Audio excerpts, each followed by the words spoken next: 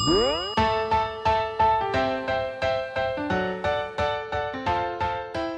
everyone, this is Cappy and you're listening to Just the Plate, a production of Beyond the Plate. Just the Plate is a short segment where chefs describe a dish or a recipe that is meaningful to them.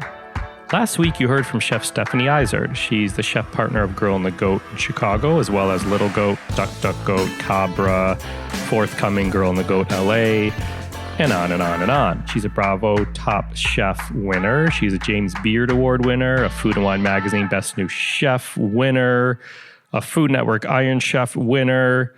She's a winner. If you missed last week's episode, please be sure to check that out. But for now, Steph is going to talk us through and make you drool and crave the Lomo Saltado. This is a traditional dish of Peru. It's usually made with beef tenderloin and French fries, actually. It has a soy-based sauce. It's kind of a stir-fry dish. It has some Latin influence, some Asian influence. It's a delicious dish, but she does her own take at one of her newer restaurants called Cabra in Chicago. She uses some skirt steak and she does her own homemade tots, if you will, but she talks us through that and why she chooses what she chooses. It's a pretty interesting episode. I literally think I may have been drooling as she was talking to me about this. So if you haven't checked out Cabra, please be sure to do that. I think you'll enjoy it next time you're in Chicago, or if you're in Chicago. Anyhow, I am going to stop talking. This is Just the Plate.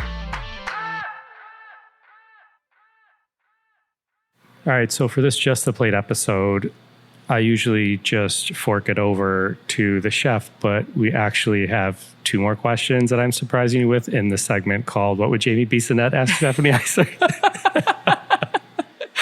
I was going to say, Jamie only asked one question, yeah. So the first one is, if he says, if she had to be one ingredient in a dish, what would it be?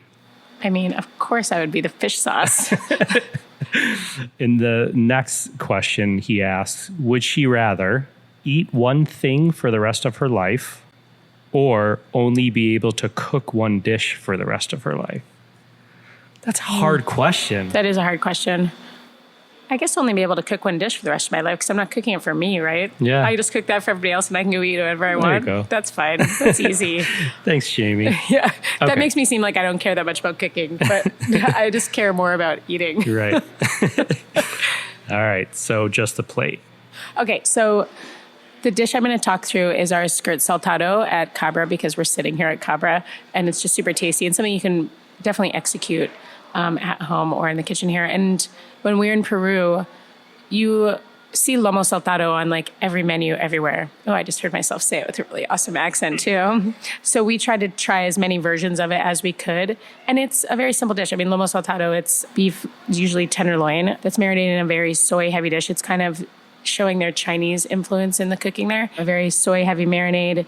There's always onions and peppers. There's usually rice. We don't do it with rice, but you could. We just don't have like a rice steamer that we have on the line here. And then some sort of potato. But it's all about the gravy, really. And it's usually like French fries, I guess, when you have it in Peru. So we ordered at a bunch of different places, I guess thinking that there'd be a ton of different interpretation. And there somewhat is, but I think it's just about sticking to the classic. And so the one we do here, I think, is probably sticks to the classic a little bit, but I don't know. I don't know if the Peruvian people that come eat here think so or not, because we don't have the rice. So we take skirt steak just because I think it has a lot more flavor than beef tenderloin.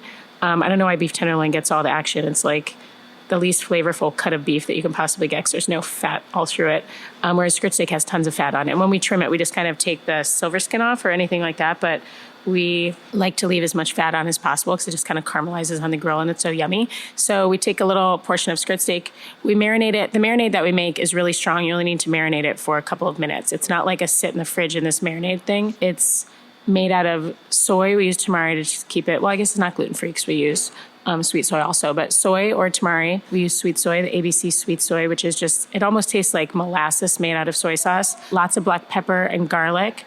And some sugar, and it just makes this really simple marinade.